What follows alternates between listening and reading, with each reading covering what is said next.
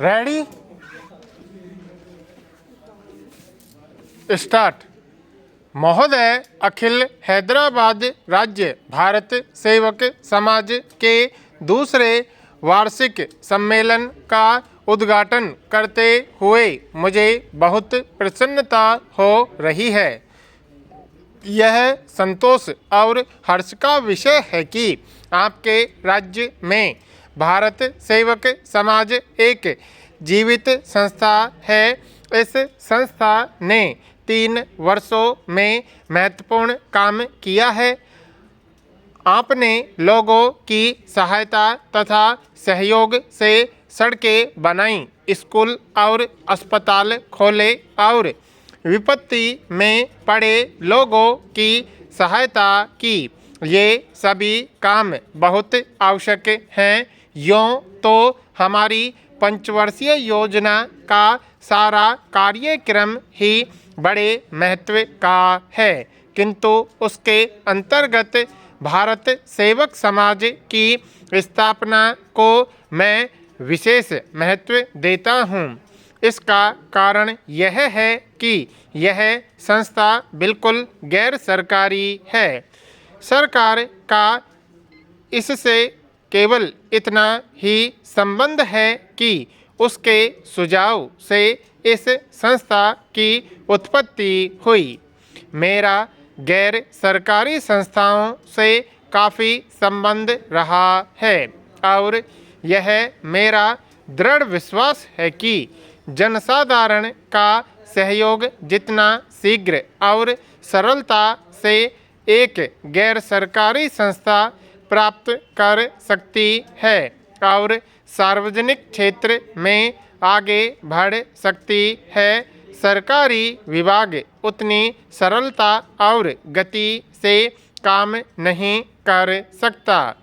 जब एक देश शताब्दियों की पराधीनता के बाद स्वतंत्र हुआ हो और जहां लोगों में उत्साह पैदा करना हो और उनको कर्तव्य से परिचित कराकर आगे बढ़ने का मार्ग बताना हो, वहाँ भारत सेवक समाज जैसी संस्था राष्ट्र निर्माण के काम का बहुत ही आवश्यक अंग बन जाती है।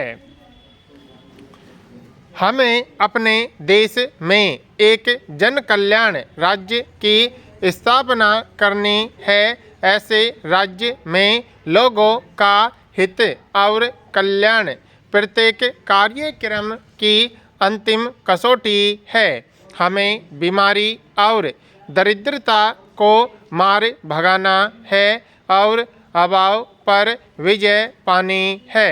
हम चाहते हैं कि स्वतंत्र भारत के सभी नागरिकों को, चाहे वे देश के किसी भी भाग में रहते हों और उनका किसी भी धर्म अथवा जाति से संबंध हो, आगे बढ़ने का समान अवसर मिले और नागरिक के रूप में सबका एक जैसा अधिकार हो।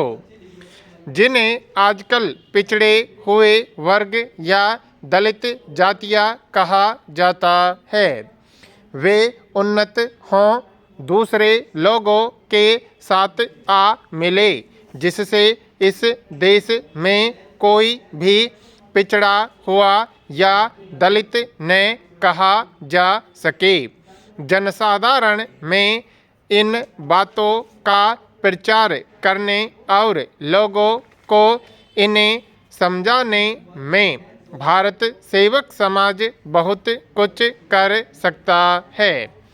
जैसा कि मैंने अभी कहा, यह कार्य ऐसा है जिसमें एक गैर सरकारी संस्था होने के कारण आपको सहज ही सफलता मिल सकती है। मुझे इसमें तनिक भी संदेह नहीं कि जब हमारी योजनाएं कार्यान्वित की जा चुकेंगी और इस देश में सच्चा जन कल्याण राज्य स्थापित हो चुकेगा, तो जनता में स्फूर्ति और उत्साह भरने तथा उन्हें जागरूक करने का श्रेय निश्चय ही भारत सेवक समाज को मिलेगा। हैदराबाद राज्य भारत सेवक समाज तथा खम्माम जिला भारत सेवक समाज ने अभी तक जो रचनात्मक कार्य किया है उसके लिए मैं उन्हें बधाई देता हूँ। इस काम के महत्व को केवल मिलों और पाठशालाओं तथा अस्पतालों की संख्या से ही नहीं आंका जा सकता है। महोदय, भारतीय पंचांग में गोपाष्टमी एक महत्वपूर्ण दिन है जो प्रति वर्ष हमें हमारी आर्थिक व्यवस्था में गोधन के महत्व का स्मरण कराता है।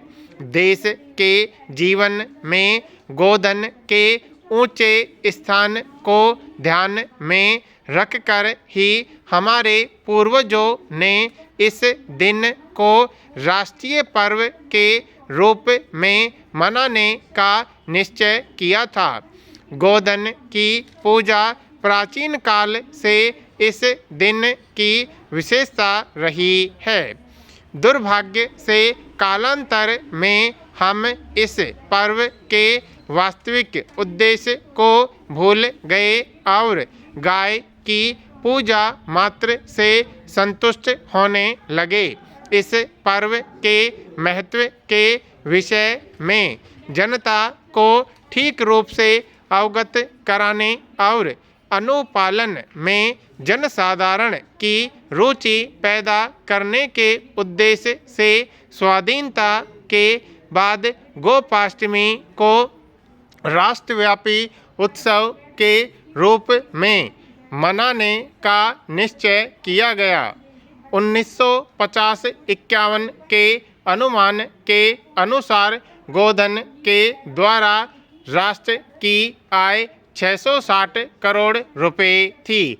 यही कारण है कि दूसरी पंचवर्षीय योजना के अंतर्गत रखे गए विकास कार्यक्रम में पशुपालन और नस्ल सुधार को इतना ऊंचा स्थान दिया गया है, जबकि पहली योजना में इस मद पर 22 करोड़ रुपए व्यय करने की व्यवस्था थी। दूसरी योजना में पशुपालन और दुग्धशाला आदि के लिए 56 करोड़ रुपए की राशि निर्धारित की गई है। यदि हम देहातों में रहने वाली देश की अधिकांश जनता को पूर्ण लाभ पहुंचाना चाहते हैं तो हमें पशुपालन और पशुओं के नस्ल सुधार के काम को अधिक महत्व देना पड़ेगा। साधारणतया हमारे देश में गाय को आदर की दृष्टि से देखा जाता है, किंतु इस आदर का आधार धार्मिक भावना है। जीवन में गाय की व्यवहारिक उपादेयता नहीं, धार्मिक भावना से इसका संबंध जोड़ने में भी मुझे कोई हानि नहीं दिखाई देती, किंतु केवल इसी विचार से गौ सेवा का व्रत लेना और व्यवहारिक उपयोगिता को कोई स्थान न देना गोपाष्टमी की प्राचीन परंपरा के लिए घातक है। यदि हम इस पर्व के मनाने को सार्थक करना चाहते हैं तो हमें गाय की देखरेख और पशुपालन को एक व्यवसाय का रूप देना होगा अथवा इसका आधार आर्थिक मानना होगा और इसकी व्यवस्था लोगों के आर्थिक कल्याण की दृष्टि से करनी होगी। भावुकता में बुद्धि का पुट मिलाने से हम गोपाष्टमी पर्व की सार्थकता में ही वृद्धि नहीं करेंगे बल्कि अपनी धार्मिक भावना की भी अधिक रक्षा कर सकेंगे। हमारे देश के प्राय सभी भागों में पिंजरापोल और गौशालाएं धर्मार्थ संस्थाओं के रूप में चलाई जाती हैं। इस कार्य में प्राय आर्थिक दृष्टिकोण को स्थान नहीं दिया जाता। हमें इस कार्य प्रणाली को बदलना होगा और गाय तथा दूसरे घरेलू पशुओं की देख रेख आदि के लिए हम जो कुछ भी करते हैं उसका आधार आर्थिक बनाना होगा।